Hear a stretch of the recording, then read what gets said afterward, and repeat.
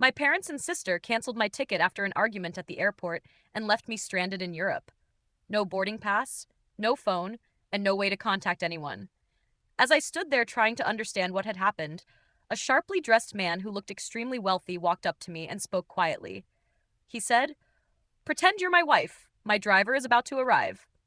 Then, with a controlled, almost emotionless smile, he added, "Trust me, they'll regret this."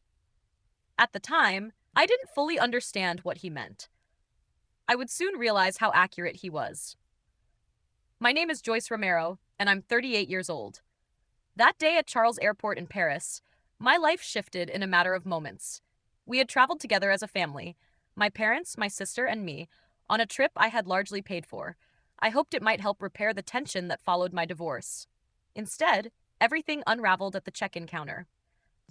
The argument escalated quickly when I refused to send more money home immediately. I told them I needed to focus on rebuilding my savings. Their response was instant and harsh.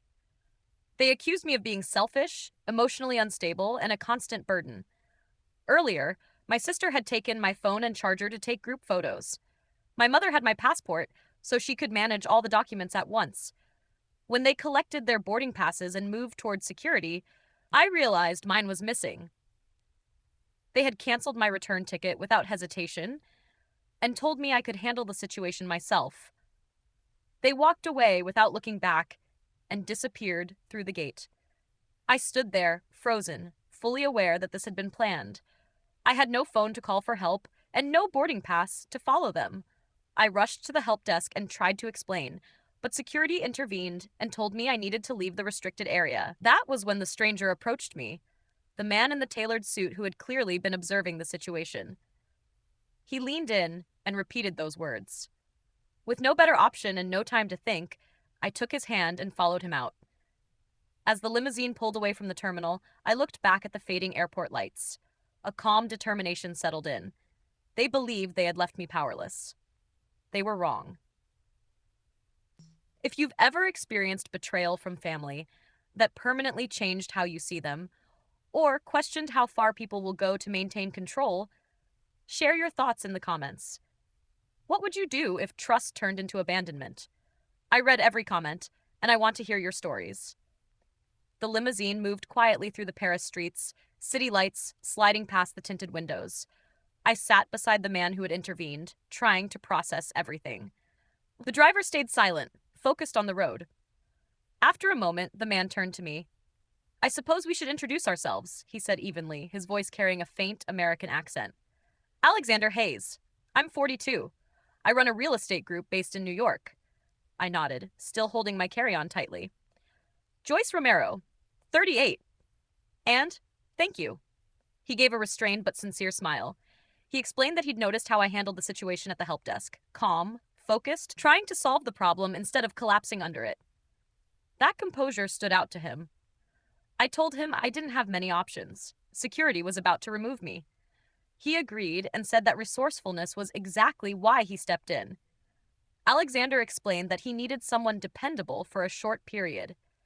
In a few weeks, he had a major charity gala in New York. It wasn't just about donations. It was where he planned to finalize a large development deal with conservative partners who valued stability and appearances. As a widower in his early 40s, they questioned his judgment, worrying that grief might influence business decisions. That's where the idea of a temporary wife came in. He told me his wife had died 2 years earlier in a car accident, something widely known. His younger brother Nathan had been using that loss to undermine him within the company. That's suggesting he was no longer fit to lead.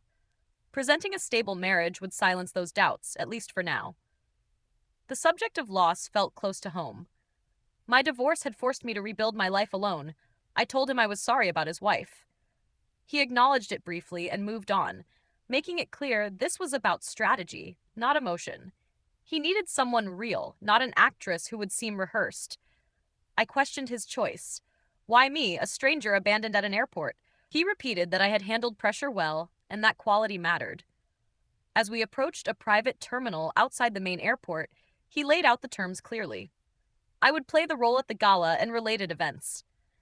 In return, he would fly me to the US that night on his private jet, provide secure housing in his Manhattan penthouse, give me $50,000 in cash, a new phone, and help uncover what my family was actually planning.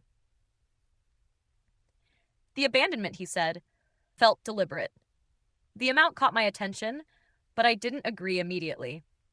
I asked about the risk and why he would trust me to stay silent. He met my eyes and answered honestly. He didn't fully trust me, which is why there would be confidentiality on both sides. He admitted he was vulnerable. Nathan had already flagged recent deals, claiming grief had affected Alexander's judgment, including one investment that hadn't gone well. He needed time to stabilize his position. His openness mattered. After years of putting my family first, this felt like reclaiming control. I added one condition. My identity had to be protected, no real names publicly, and I would have final say over our shared story. He considered it, then agreed. We shook hands as the limousine stopped beside a waiting jet. The plane was sleek and understated. I settled into my seat as exhaustion finally set in. Alexander worked quietly on his laptop, giving me space. As the engines hummed, I closed my eyes. For the first time that day, I wasn't facing a crisis alone. Sleep came easily. By the time we landed in New York, dawn was breaking. A private car took us straight into Manhattan. At the building, the doorman greeted Alexander by name. In the private elevator, he told me his housekeeper, Elena Morales, would show me to a guest suite and that I should rest. The penthouse was modern and spacious, with floor-to-ceiling windows overlooking the city. Elena, warm and professional, led me to a quiet, well-appointed room. Once alone, I stood by the window, watching the city wake up. I was exhausted, but a sense of possibility surfaced. I had made a decision for myself. After a quick shower, I changed into clean clothes Elena had prepared. The new phone Alexander gave me was fully charged on the nightstand. I called my cousin Diane Russell, who had always been there when my own family wasn't. She answered immediately, anxious and relieved. I told her I was safe in New York and asked what my parents had said. Diane explained that they claimed I'd had a breakdown at the Paris airport. According to them, stress from the divorce had made me paranoid, and I'd walked off without explanation. They were portraying me as unstable, implying I might hurt myself or mishandle my finances. I told her the truth, that they canceled my ticket and took my phone. She said she believed me, but warned that they were going further. My mother had mentioned seeking legal help to protect me, possibly filing for temporary conservatorship. They were focused on the Manhattan condo my grandparents left me, suggesting that if I was unstable, someone else needed to manage it. That condo was my only real inheritance, a valuable property specifically left to me because my grandparents respected how hard I had worked. They're trying to take control of it, based on what I overheard when your father briefly put me on speaker. Yes, they're gathering statements. Old emails where you talked about stress after the divorce, possibly even records from doctor visits related to anxiety. In New York, conservatorship isn't automatic, but if they can present evidence of incapacity, such as an inability to manage personal or financial affairs, a judge could appoint a temporary guardian. I stood and began pacing the room. For a moment, doubt crept in. After the divorce, I had struggled. I'd canceled plans at the last minute and withdrawn at times. But then the picture became clear. This wasn't concern. It was strategy, built on real vulnerabilities and reshaped into a false narrative. I asked Diane if she could forward anything they had already sent her, emails, drafts, documents. She said she was already doing it. My phone vibrated as messages came through, screenshots of notes, and a carefully organized list of concerns. I scanned them quickly. Any lingering self-doubt disappeared, replaced by anger. They weren't trying to help me. They were positioning themselves as protectors in order to gain control of my assets. I thanked Diane, promised to keep her updated, and ended the call. The penthouse was quiet as I went downstairs and found Alexander in a sleek office off the main living area, reviewing paperwork. I didn't hesitate. I told him I needed to talk. He looked up immediately. I handed him my phone and explained that my family wasn't just angry. They were actively preparing a conservatorship case, using my divorce and stress as proof that I couldn't manage my finances, especially my condo inheritance. He scrolled through the screenshots, his expression tightening. He said it was calculated and well constructed. In New York, Adult conservatorships are less common without severe cognitive issues, but they are possible if there's an alleged serious risk to property or personal safety. Framing it as a mental health concern made it harder to dismiss outright. I leaned against the desk and told him we needed to move fast, something preemptive, an affidavit of competency or legal action to block any filing. He agreed immediately and said he would call his lawyer, Martin Coleman, who specialized in asset protection. Within the hour, Martin arrived. He was direct, focused, and efficient. He reviewed the evidence on a secure tablet as I explained the situation. He confirmed they were laying groundwork but said we could respond forcefully. Independent medical evaluations if needed, financial records showing competent management, and opposition papers drafted immediately. Alexander added that his brother Nathan was using similar tactics against him, questioning his judgment based on grief. He admitted his position wasn't fully secure either. That honesty mattered. We weren't operating from invincibility. We were both defending ground. After Martin left with clear next steps, I went back upstairs and opened the laptop Elena had set up for me. I pulled up New York guardianship laws and read through the requirements: petitions, hearings, independent evaluations. Waiting was no longer an option. Protecting what was mine required action.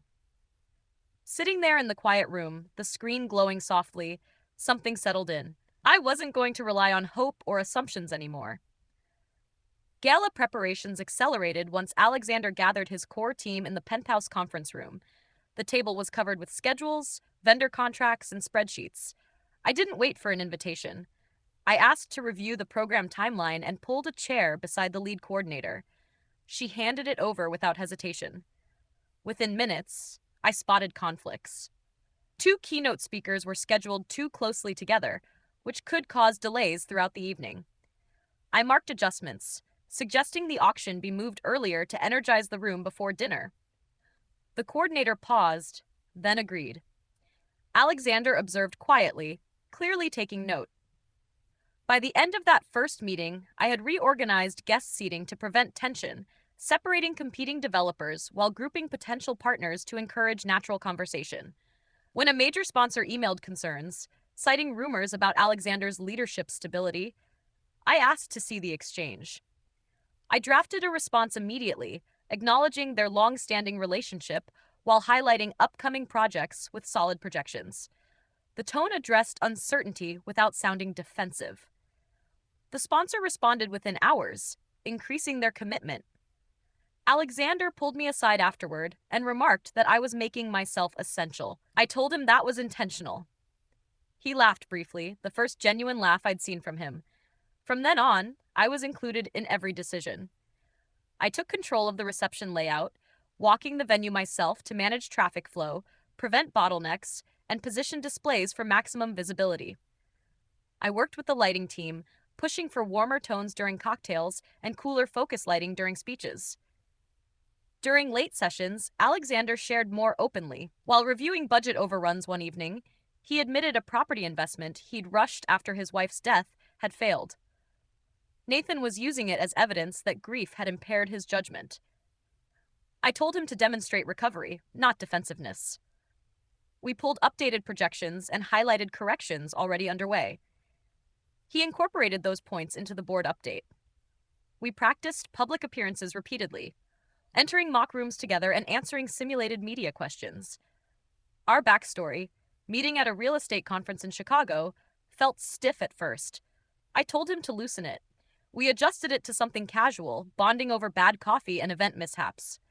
When he added his own detail about spilling coffee on my notes, it sounded natural. The more pressure increased, the more I handled vendor issues directly, negotiating with florists over late deliveries and calming caterers dealing with last-minute dietary changes. Alexander deferred to my judgment more often, trusting the experience I'd built managing high-stakes events. The night before the gala, I conducted a final walkthrough alone, checklist in hand. Signage, technical rehearsals, contingency plans, everything was locked in. Back at the penthouse, I tried on the navy silk gown Elena had helped choose. It fit perfectly. Looking at my reflection, I saw focus instead of fear. Work had moved me beyond survival into control earned through competence. The event ahead wasn't only Alexander's test, it was mine. The grand ballroom buzzed as we arrived, cameras flashing against the backdrop. We moved together smoothly, his hands steady at my back, my smile composed and believable. Guests filled the room beneath crystal chandeliers, champagne glasses catching the light as music played softly. Midway through cocktails, Alexander's phone alerted him to a problem. A tabloid had republished old claims about his instability after his wife's death, citing an anonymous source close to the company. We both knew it was Nathan. The PR team issued a prepared statement immediately, emphasizing strong performance and forward momentum. It slowed the spread, but quiet speculation followed. One key investor, Harlan Reed from Texas, became noticeably distant when Alexander approached about finalizing the development contract. Watching from nearby, I read his posture clearly. I excused myself from a donor group and joined him. I introduced myself calmly, explained my role in the event and the project, and acknowledged the recent article without dramatizing it. I told him off the record that the sources had motives, but the data spoke for itself. I opened the projections on my phone, materials I'd insisted on having ready, and showed him the numbers. Revised occupancy forecasts showed that post-adjustment risk controls on the last deal were already producing positive cash flow this quarter. Harlan scrolled through the figures, his eyebrows lifting as he absorbed the information. These revisions weren't public yet. Not yet, I said, but they were real. Alexander doesn't avoid setbacks. He addresses them directly. That's why this partnership works. Harlan paused and glanced across the room at Alexander, who was speaking with other guests. The hesitation was still there, so I continued calmly. We've also built in tighter oversight clauses if that helps. Long term, the project is positioned to outperform the market by roughly 20%. Harlan handed my phone back. Fair points, he said. Let's discuss details after the auction. From there, the evening improved. Bidding stayed active, the speeches landed well, and before dessert, Harlan signed the contract, adding a few additional review checkpoints that slightly tightened the terms. It was a cautious win, but a win nonetheless. As the crowd thinned, Alexander and I left together, the city lights sliding past the car windows. He loosened his tie and spoke quietly, noting that the timing of the article was deliberate. Nathan had released it perfectly to support his lawsuit by showing outside doubt affecting business. I reminded him that the contract still closed. He acknowledged that it was because of me, but said the damage wasn't fully contained. He needed something stronger to counter the image of isolation and poor judgment. Then he looked at me directly and said we should marry on paper. A 1-year contract, he explained, would present clear evidence of stability and commitment, something courts and boards respected. The proposal was practical and heavy with consequence. I asked for the terms. He offered full compensation, $300,000, a continued role in projects, and legal protection for my assets as well. I laid out my conditions clearly: an exit clause at any time, control over my public image and statements, and the option to keep the Hayes name after dissolution if I chose.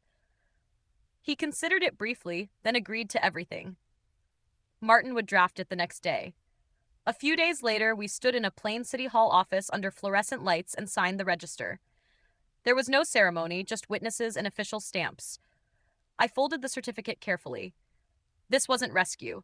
It was protection I had helped design, on my own terms. The move to the Hamptons followed smoothly. Staff unpacked, while I focused on settling into a new routine. The house sat along a quiet stretch of beachfront, modern glass walls opening toward the dunes and ocean, far enough from Manhattan to reduce daily scrutiny. Alexander suggested it for privacy as media interest lingered after the gala, and I agreed. The distance felt necessary. My role quickly shifted from temporary to substantial. The company was developing a luxury coastal resort, and Alexander included me in strategy sessions from the start. I reviewed market reports comparing occupancy trends at similar properties. One afternoon, working in the home office overlooking the water, I pointed out gaps. Guest feedback from competitors showed growing demand for wellness-focused amenities. I suggested spa expansion and yoga pavilions to increase off-season bookings by 15%. He reviewed the notes and incorporated them into revised architectural plans that same week. Design meetings followed, where I pushed for improved guest flow based on my event planning background, wider pathways, and flexible indoor-outdoor spaces to manage weather shifts. High-end guests expect seamless movement, I explained. The lead designer adjusted accordingly. Martin called with updates on the guardianship issue. My family had filed a preliminary petition, citing pre-divorce emails about stress and a few canceled appointments as evidence of erratic behavior. It was thin, but enough to trigger an initial hearing. I immediately gathered counter-evidence, performance reviews, tax returns showing consistent financial management, and client testimonials confirming reliability. I instructed Martin to submit everything, including affidavits from former colleagues. He did, delaying any quick approval. At the same time, Nathan escalated his case against Alexander, filing formal claims of incapacity tied to the failed investment and the gala rumors. Late nights became routine. We spread documents across the dining table and worked through audits and board minutes showing recovery and sound decision-making. One evening, visibly exhausted, Alexander admitted that grief had affected him. He rushed that deal to avoid sitting with loss. I pushed a revised timeline toward him and pointed out the corrective steps already taken. He incorporated every adjustment, strengthening the response Martin prepared. Those sessions built steady trust. We challenged each other's ideas without defensiveness, refining arguments until they held. I completed independent evaluations Martin recommended, all confirming my mental fitness. Alexander integrated similar framing into his own defense. The ocean outside the study windows became the background to focused work as we cross-checked briefs and filings. Martin's final update came during a short break. My parents had discovered the marriage through public records and believed it proved manipulation. They had booked flights and were coming to confront me. Not long after, the doorbell rang sharply. Elena informed us quietly that my family had arrived. Alexander offered to stay out of sight unless needed. Martin waited nearby with his briefcase ready. I went to the foyer alone. My father entered first, followed by my mother, and then my sister, who avoided eye contact. There were no greetings. My father accused me of going too far, of marrying a man I barely knew, and hiding away. My mother said they had come to bring me home, claiming my mental health was fragile. I crossed my arms and stated plainly that filing for conservatorship was not help. My father argued that I disappeared in Paris and refused contact, forcing them to act to protect my inheritance. I pointed to Martin and explained that the petition relied on selectively chosen emails from a stressful period, not actual evidence. Martin laid out the legal flaws. No diagnosis, no recent incidents, only distorted claims. My mother insisted I was being manipulated. I met her gaze and said Alexander wasn't the one trying to control my assets. They were. When my father demanded control of the condo in exchange for dropping the filing, I presented the ultimatum Martin and I had prepared. Withdraw the petition immediately and issue a public statement admitting it was unfounded, or face counterclaims. They doubted I would act. I told them to test that assumption. My sister wiped her eyes, uncertainty flickering as the room went quiet. Regret, or perhaps understanding, crossed her face. She opened her mouth, then stopped, stepping back beside our parents. Robert shook his head and said, I wasn't the daughter they raised. I replied quietly that I was the daughter they never truly valued. They turned to leave, Angela pausing at the doorway. She glanced back once, her expression raw, carrying something close to guilt, then followed them out. The door closed. I let out a slow breath as the silence settled. Martin gathered his documents and said he would file the countermotion that day. Alexander came out from the hallway, arms folded, and told me I had handled it exactly right. I nodded, feeling a firm resolve take hold. I was done waiting for them to do the right thing. We returned to the study. I sat down, opened my laptop, and began drafting the formal civil complaint. Fraudulent attempts to gain control of property, emotional manipulation, and breach of trust. The choice felt final and necessary. They had made theirs. Now I was making mine. The court ruling came quickly. Martin's evidence, medical records confirming no ongoing incapacity, financial statements showing independent management, and affidavits from colleagues confirming reliability, overwhelmed their petition. The judge ruled there was no basis for guardianship under New York law, dismissing the case outright, and noting the filing appeared driven more by property interests than genuine concern. No penalties were issued, but the public record told the story clearly. Word spread through old social circles and shared acquaintances. Invitations stopped coming. Former friends kept their distance, uncomfortable with the optics of attempting to control an adult child's inheritance. My parents lost standing in their retirement community, whispers following them at gatherings they once led. Angela's professional reputation shifted quietly as colleagues questioned her judgment. They no longer had leverage over me or the condo. The property remained mine alone, untouched. One evening, an email from Angela arrived. The subject line read simply, "I'm sorry." She wrote about realizing too late how her silence enabled everything, how guilt followed her daily, how she wished she had spoken up in the Hamptons. I read it twice, feeling the weight of old ties, then closed it without responding. Some bridges, once burned, stay that way. The contract marriage ended exactly as planned. We filed dissolution papers calmly, with no disputes. I kept full control of my assets and public image, as agreed. The Hayes name disappeared from legal records, but the protection it provided remained in place. Alexander also prevailed against Nathan. Board reviews accepted the period of stability during our arrangement as evidence against claims of incapacity. Nathan's challenge collapsed, leaving him sidelined. Alexander and I parted as friends, not partners, not checking in occasionally about work, but moving forward separately. I focused on launching my own event planning firm. Starting small with referrals from gala contacts, growth came quickly. Corporate launches, nonprofit fundraisers, and high-profile weddings filled the calendar within months. The Manhattan condo became dual purpose, a sleek office below and private living space above. Renovations reflected my taste. Open layouts, neutral tones, and wide windows filled with light. The success felt earned. Alexander visited once to consult on a company retreat I organized. We walked along the beach afterward, conversation easy. He told me I had built something solid. I told him the same. There was no lingering romance, only respect shaped by shared survival. Years later, my firm's flagship event unfolded at a waterfront venue in the Hamptons.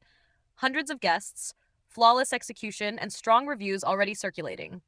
I stepped onto the terrace during a quiet moment, ocean air cool against my skin, waves rolling steadily beneath a fading gold horizon. Family trust can fracture beyond repair, I realized. But self-worth does not depend on blood. Cutting ties wasn't loss, it was freedom. The freedom to define my value, pursue ambition without apology, and choose relationships built on respect rather than obligation. That was the real inheritance, knowing when to walk away and building stronger afterward. Betrayal cuts deepest when it comes from those closest to you, but healing comes from within. You don't need permission to protect your peace. Sometimes, ending one chapter decisively opens the door to the best ones ahead.